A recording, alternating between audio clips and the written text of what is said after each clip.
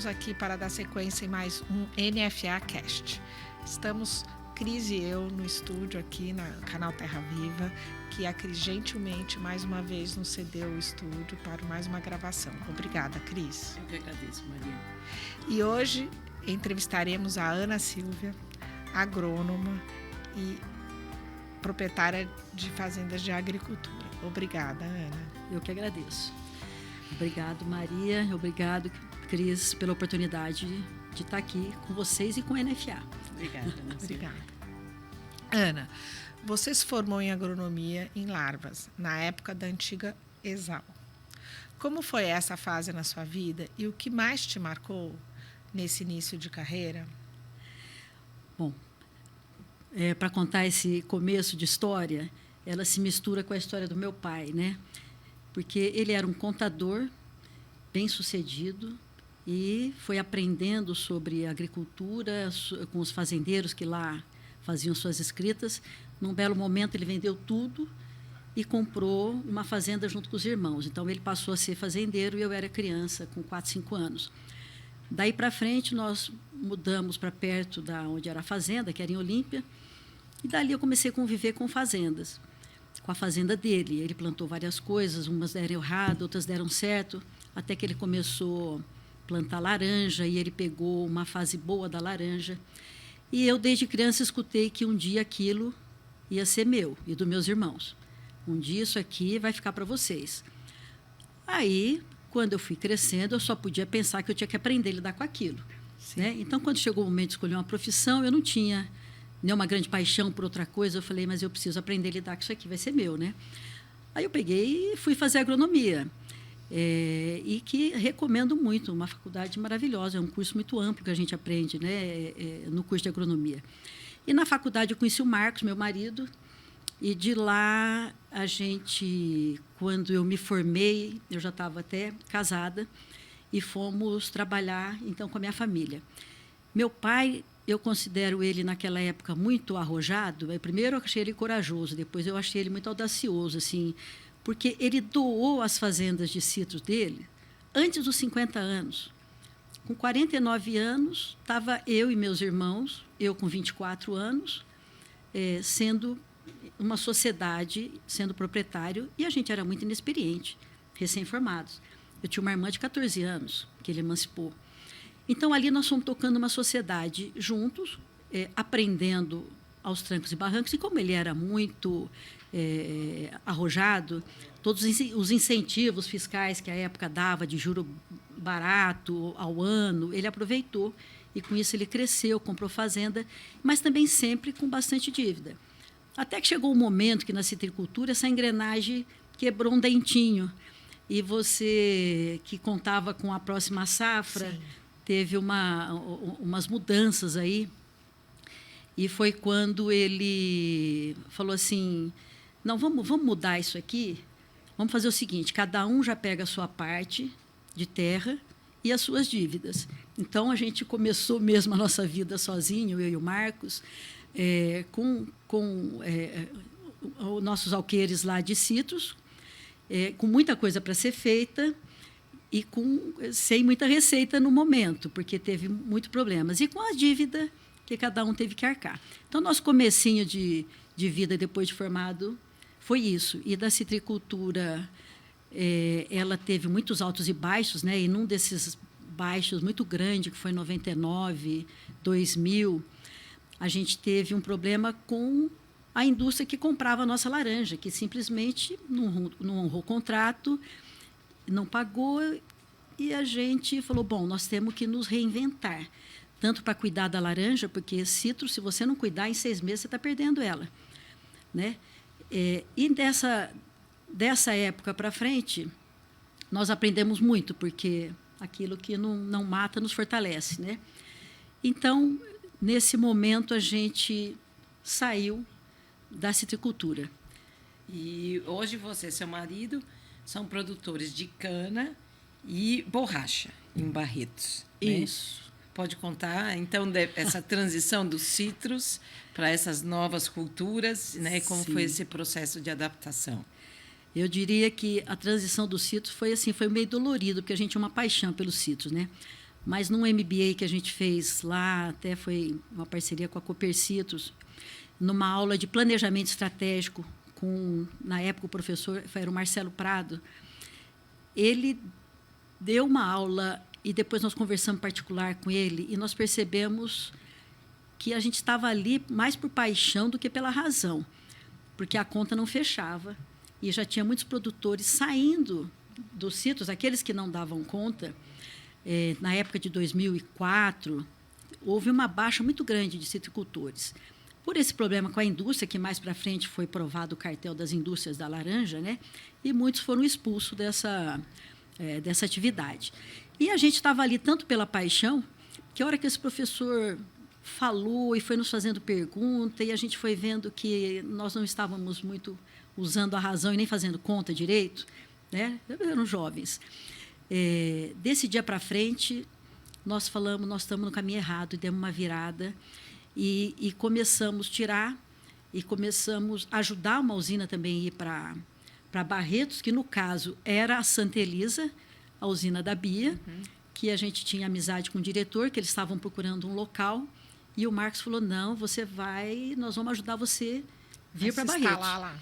Por fim, veio para Barretos, ainda foi se instalar lá dentro da fazenda do sogro da Letícia. Nós estamos tudo em família, né? Por fim, estava do ladinho da nossa fazenda. Deu tudo certo. E fomos, então, trocando, porque sair dos sítios custa caro. Entrar nos sítios custa caro, sair custa muito também. E você tem maquinário para uma coisa e não para outra.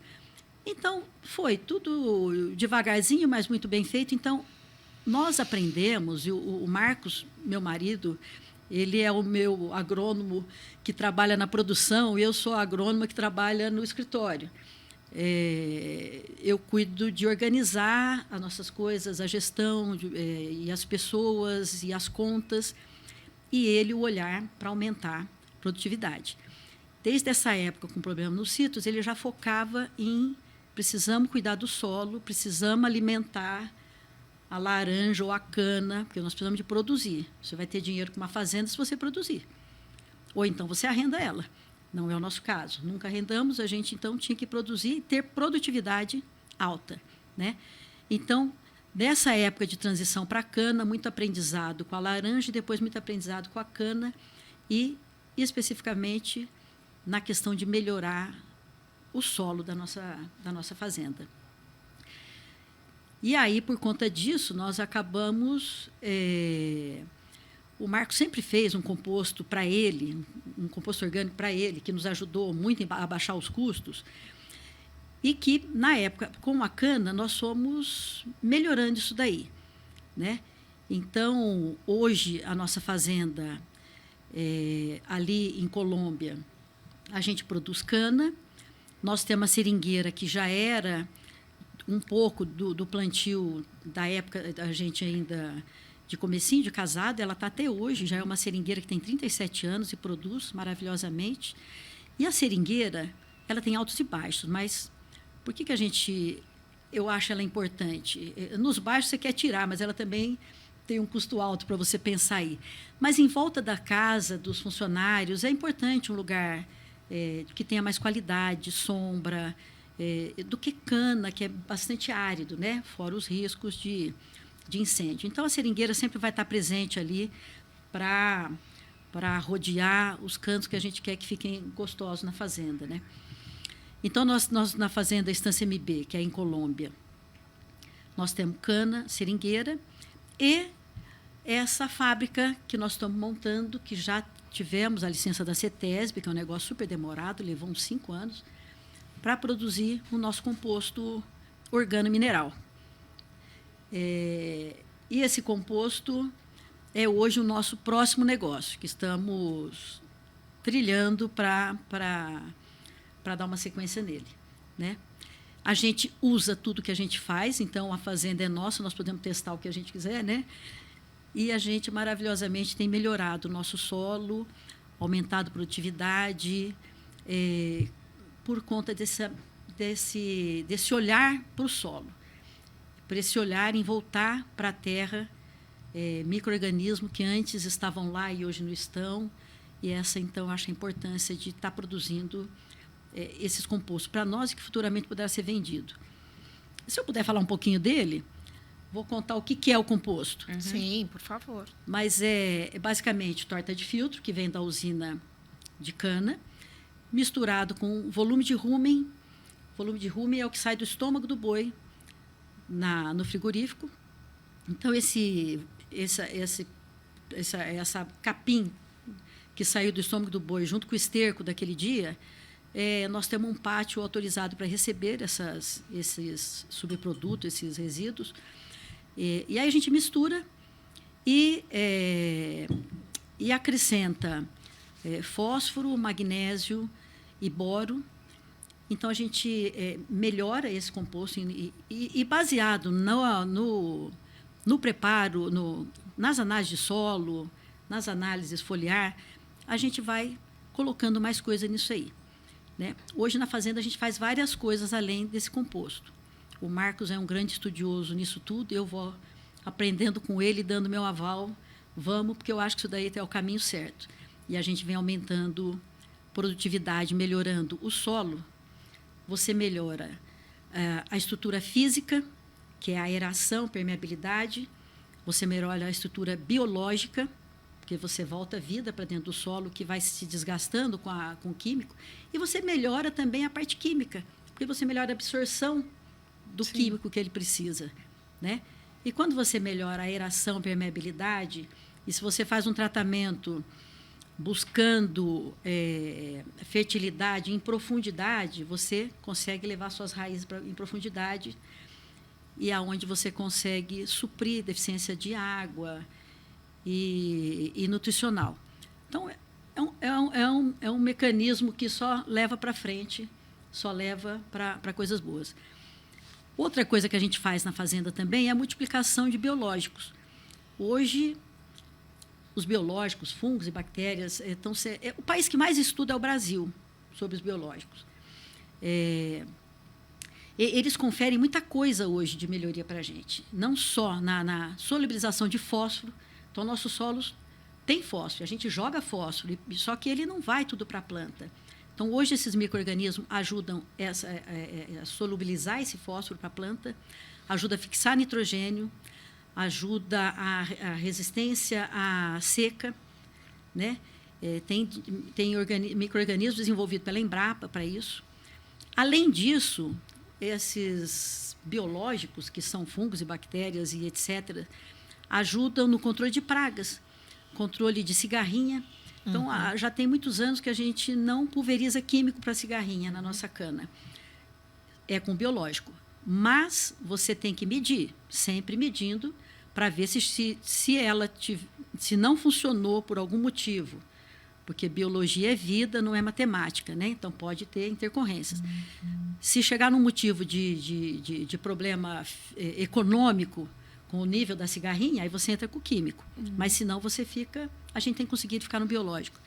Outra coisa que ela controla, os fenófilos, controla nematóides. Hoje, isso é um campo de estudo que a gente é encantado com isso e vamos continuar fazendo isso e testando na nossa própria fazenda, né? E daí vai sair Mas uma dúvida, essa empresa de composto é uma empresa mesmo que vocês vão atender a necessidade própria e também... A necessidade própria a gente já atende. Então, essa empresa chama Compor, Composto Organomineral. Ela ainda não está em funcionamento, mas já tem a licença da CETESB, falta agora o registro no mapa. Acho que eu sou tão encantada com ela que eu fico querendo falar um pouco mais dos benefícios, né?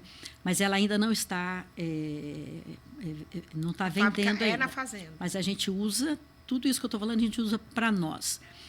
E o Marcos também faz uma extração de ácidos úmicos, que é ácido úmico e fúvico, que vem da turfa.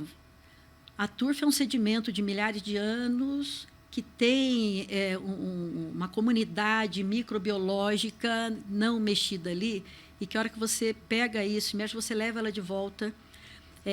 A turfa, que sai o ácido úmico e fúvico, ela aumenta o seu nível de carbono no solo, e aumenta a troca catiônica, então aumenta a absorção de nutrientes do solo. Então, ácidos úmicos e fúlvicos é uma coisa. O TMT, que é uma outra coisa que o Marcos faz lá, nós fazemos, né? Mas TMT do Tomita, é um professor, Celso Tomita, professor e doutor desse campo de microbiologia do solo. Esse, sim, eu fiz.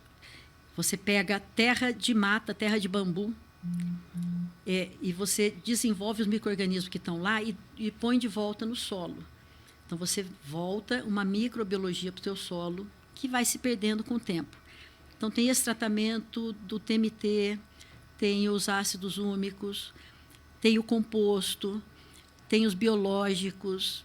E aí, por fim, a gente tem conseguido produzir num baixo custo e vamos poder logo mais levar isso para quem quiser. Com este objetivo sempre de cuidar do solo. Do solo, E, no fundo, tudo isso, hoje fala-se de sustentabilidade, mas assim, tem gente que fala meio poeticamente, mas isso é o caminho.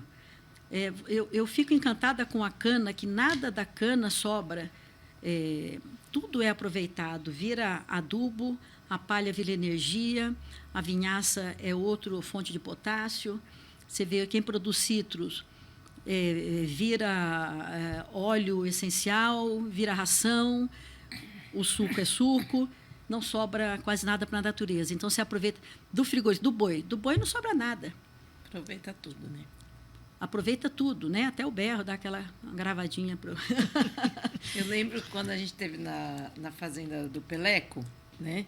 Ele também falou que ele tem o composto também, que eles fazem, que ele pega da mata. E que eles chamam de suco da floresta, né? Eu achei isso muito legal.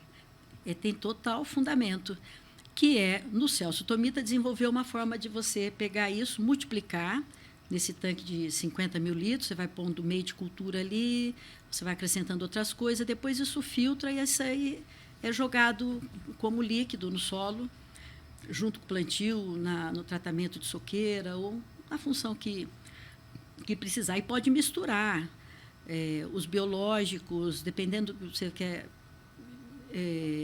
Pode misturar com algumas coisas e outras não, mas é muito rico hoje e as pessoas precisam dar crédito porque funciona, né? Então, isso aí é essa nossa nova fase com a Compor, né? Mas eu não sei onde eu parei, voltando não, lá eu estou tão impressionada que eu estou te achando muito competente.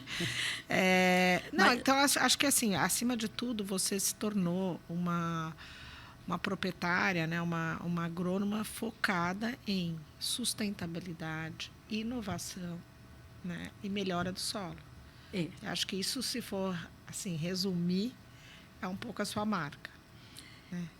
Exatamente. E isso agora, só vou voltar lá atrás um pouquinho, aonde a gente teve, depois fez uma partilha amigável, eu e meus irmãos, que graças a Deus foi amigável, porque a gente quer irmão para se divertir, né? Mas, às vezes, trabalhar junto não é o melhor caminho, porque cada um tem um pensamento, né? Então, quando nós passamos a andar só nós dois, foi saudável para todos e saudável para a gente ir fazendo aquilo que você acredita, né? Então, porque você pode, como eu ouvi no outro podcast da Cecília, sobre comprar terra é algo difícil, mas produzir mais na mesma terra é o que é viável e sustentável. Você não precisa de mais terra, você consegue produzir mais ali. Não só pela qualidade hoje das variedades, né? Que você tem que escolher a variedade certa para o seu ecossistema de chuvas, de secas, e a parte do que tipo é teu solo. Meu solo não era muito o mais fértil, não é um solo igual de Ribeirão, mas é um solo hoje que nos surpreende, quer dizer que funciona todo esse trabalho em cima do estudo do solo, da microbiologia, não é só química, falava-se muito de química antes só, né? Mas eu sou a favor de tudo, tá? Porque uma coisa completa a outra, não é que uma vai substituir a outra, né? E tudo tem que ser medido para ver o que funciona.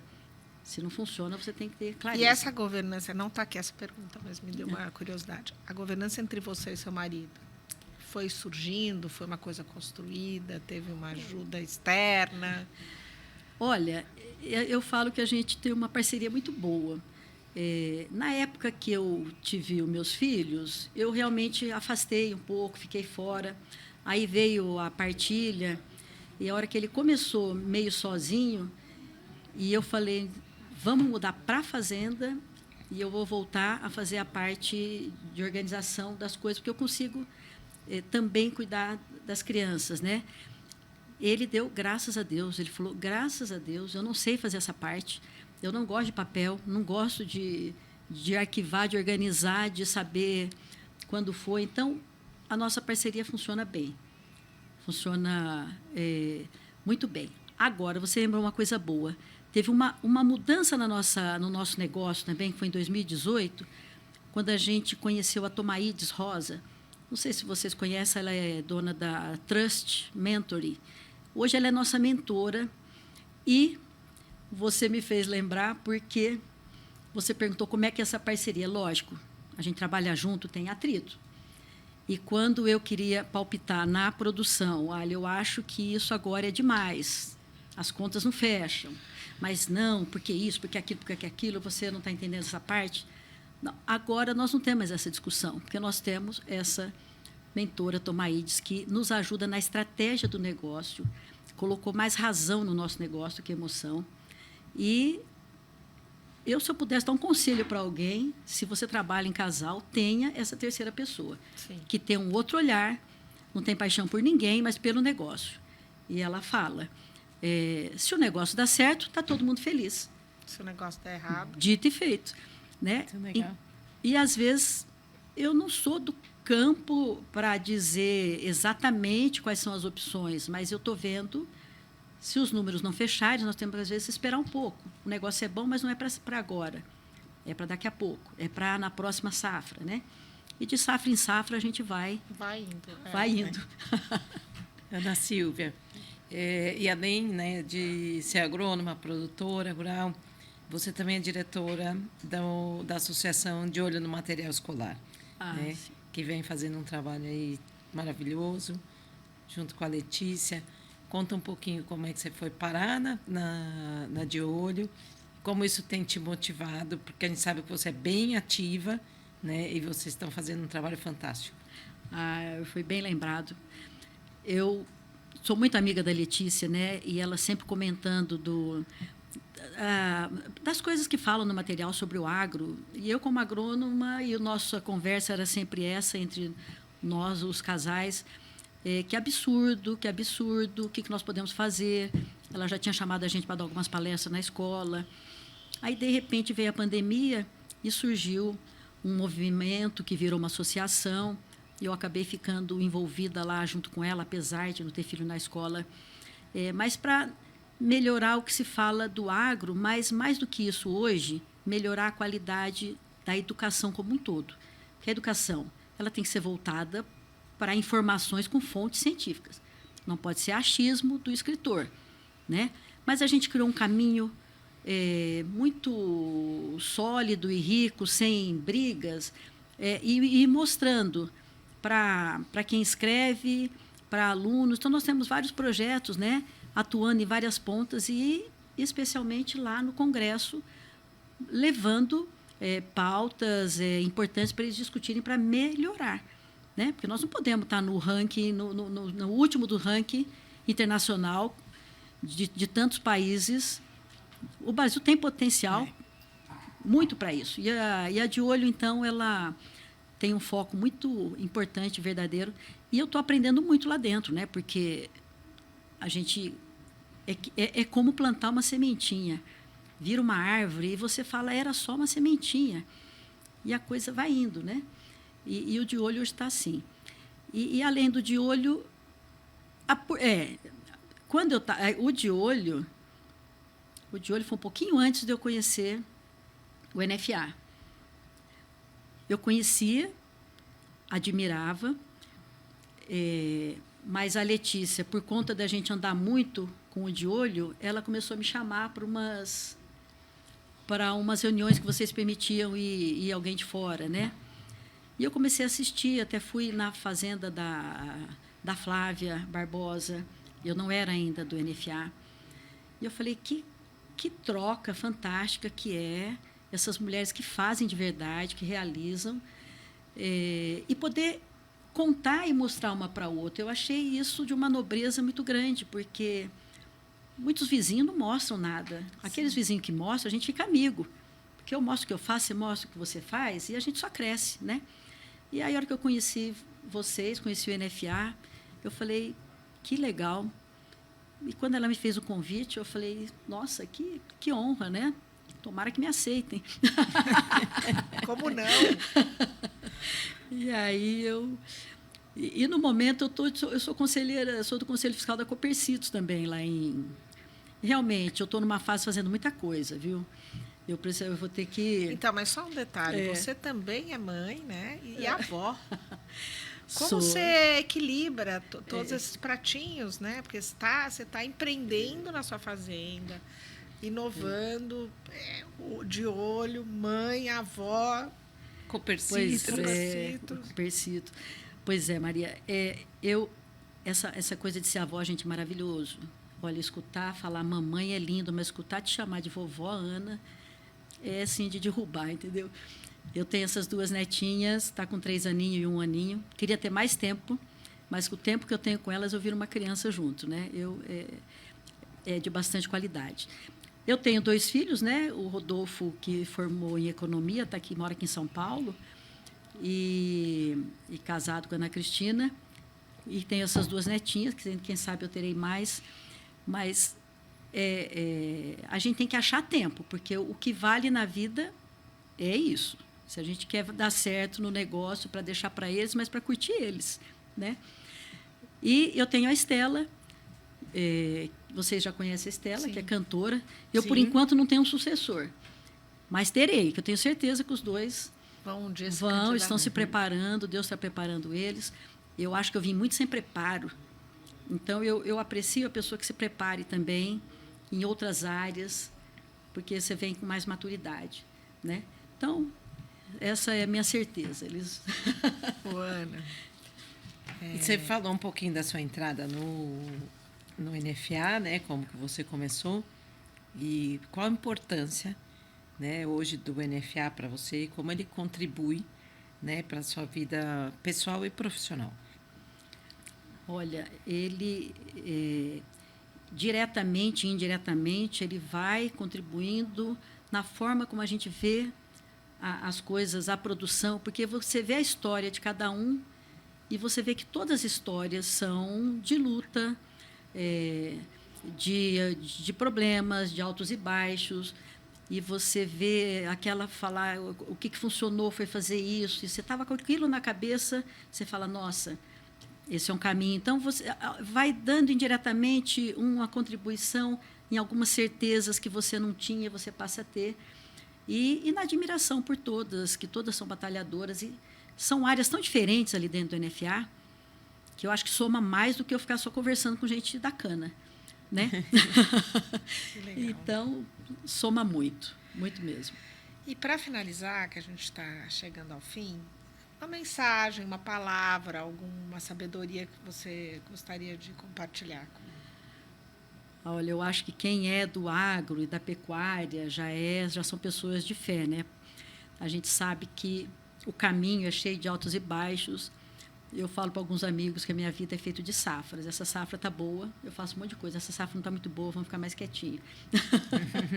Mas o que eu diria, assim, nesses altos e baixos, é um privilégio ser do agro. A gente está perto da natureza, está mais perto de Deus.